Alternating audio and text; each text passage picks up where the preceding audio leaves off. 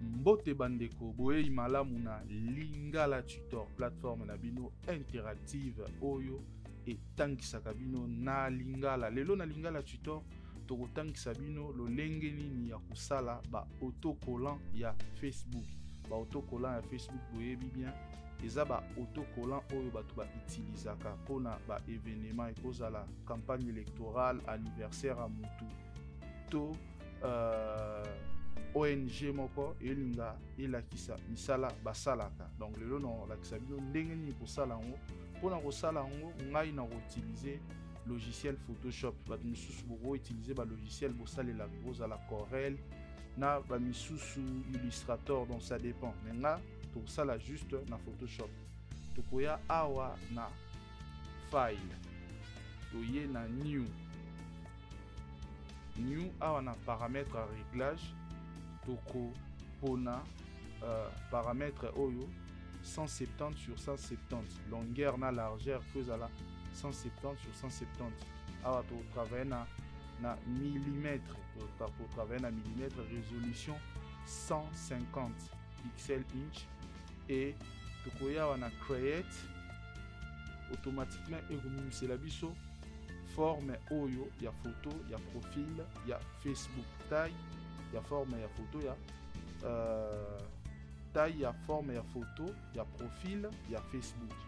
Yango wana tokosala art na biso oyo tokochango kuna oke bato bakoki ko utiliser yango, okoki ko partager pe ko utiliser yango. Et sans plus tarder tokoya awa na rectangle tools, tosala rectangle moko awa. Après avoir kosala rectangle wana tokochango couleur, tokoki kozwa couleur jaune, n'importe quelle couleur. Non là que ça nous kaka exemple nini pona osala. Donc vous allez le comme simple pona eumela vraiment te. Contrôle T tokoya awa pona ko modifier forme ya rectangle na biso. Toye to modifier forme to sango, et puis na refina na entrée. Et tuningai anzimi, oui, et forme na biso yango na oya lisusu na rectangle tools, na ya wana ellipse tools, na poni na créer calque na nga mususu, et tokosala cercle oyo oza art na nga pour n'importe quel art okoki kocha art, mais et respecter nde ba norme oyo, et respecter ba norme oyo, et respecter ba norme oyo. Na pona rouge na e awa na osala plus art moko pona emblème ya République démocratique du Congo. Na télécharger yango déjà, na koya na téléchargement, na kozwa emblème na omimango na Photoshop na ngai na kisango, na kokondisa yango mwa ndambu, na cliquer na kokotisa yango awa na kati, on change couleur, couleur ni tokocha awa, voilà. Couleur oza eloko moko juste simple, eloko moko ya simple pona kolakisa batu comment basalaka yango. Stroke osamwa stroke na biso awa ba contour, et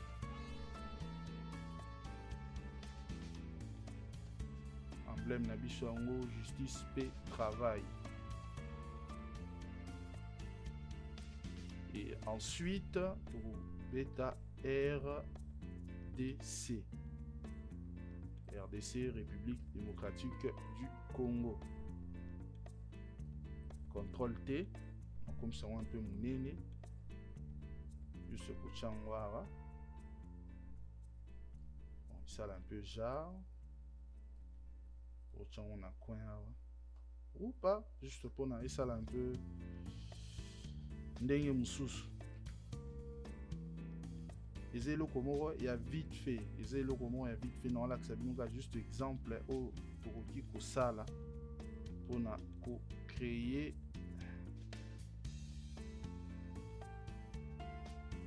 Voilà. Toya na RDC na biso to placer yango. Après avoir kosala boto CCR na biso, faut que to mema yango to exporter yango la format PNG. Tokoya na file toya na Savas tokopona PNG akoja RDC par exemple RDC logo, juste exemple. Après avoir que ça l'année na biso to enregistré déjà format na biso PNG. Deuxième étape, c'est ce que vous yango na Facebook. Qu'est-ce qu'il faut faire? Naza déjà na lien na ngamoko déjà na préparer kiawa na rochango na lien à description et tutoriel oyo. Il y a deux possibilités, soit on utiliser le lien oyo ou bien on utiliser oyo. Donc pour nangai yo ça la rapide déjà oyo. Donc yaka awa au copier juste slash oyo na premier slash t, deuxième slash na suka o frame na manage. Au sali contrôle C au copier en haut. Au lukasko page no ya Facebook eza wapi, page na biso ya Facebook toza wapi, internet tozalaki awa. Page eleki ebele bolimbisi, page eleki ebele etruko ya ngwana toza sikoyo atoza na Facebook na biso okoti na kati ya Facebook awa oye awa na barre d'adresse awa osali V et puis au cliquer entrer et au même automatiquement awa au même na page moko awa na page oyo nde okoyana ouvrir frame studio au cliquer wana au cliquer bongo okoya na mes documents na yo place on enregistra qui document ezalaki oyo RDC logo ozwi yango omemi yango ti awa oglisser yango awa directement eko vanda awa na coin awa. Donc awa ezolakisa yo lolenge nini soki otie yango na Facebook na ndenge ozala ekozala parti politique ekozala je sais pas biloko ebele, ça dépend événement nini osala ekozala ONG mo ndenge obi. Après avoir kosala bongo oye awa na suivant oya aba otuna yo kombo nini faut pesa yango mpona motoki aluki yango na Facebook à reconnaître yango facilement. Par exemple awa na kopesa yango RDC X-Force kombo ka na kopesa e arabe na motu bani. Donc so na silisi na e awa baotuna yo ezala wapi kaka bato RDC nde basalela yango ou bien partout pona partout ou bien na lieu moko spécifique. Donc ba place moko olingi kaka bato basalela yango ezala partout dans le monde, et ça dépend ya place ni mais biso to sala on poni ezala partout. Oya asko na programmation bazotuna yo olingi oko active yango et ekota directement na Facebook ou bien na date moko spécifique, date moko mukolo moko spécial ekozala jour indépendance ekozala nini okoki kochango pona batu nyonso bayeba. Donc oza na deux choix oyo. Donc ngana ochangwa ezala directement actif immédiatement et toza na mot clé nini il faut kochangwa mot clé car eloko tolobaki wana RDC X-Force et toya wana suivant et yango elakisi biso déjà moi aperçu comment et bandoki maso bato balingi basalela yango toya wana na publier et tout ebisi biso et avertir oza sûr vraiment que oningo publiant parce que so publier yango okokalisu kosala modification te. Et puis ok, on dit au valider. Awa ce que ozosala traitement pona etinango na Facebook, na serveur à Facebook pona monde mobimba bakoki kosalela ngo kwa ezala utiliser mokili mobimba. Ozozela confirmation, charger, ça dépend pe ya taille ya fichier oyo ochaki ozeli. Ok, voilà, autocollant na biso esili, autrement appelé décor, babenga na Facebook babenga ngo décor. Donc décor esili oyawa na terminé mon décor na biso ngo ebimi.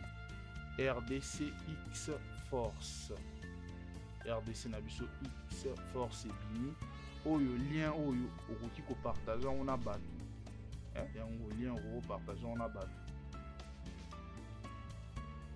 Donc on copier lien oyo tindi yango na ba Facebook ou tindi na ni. Donc on a deux possibilités ça là.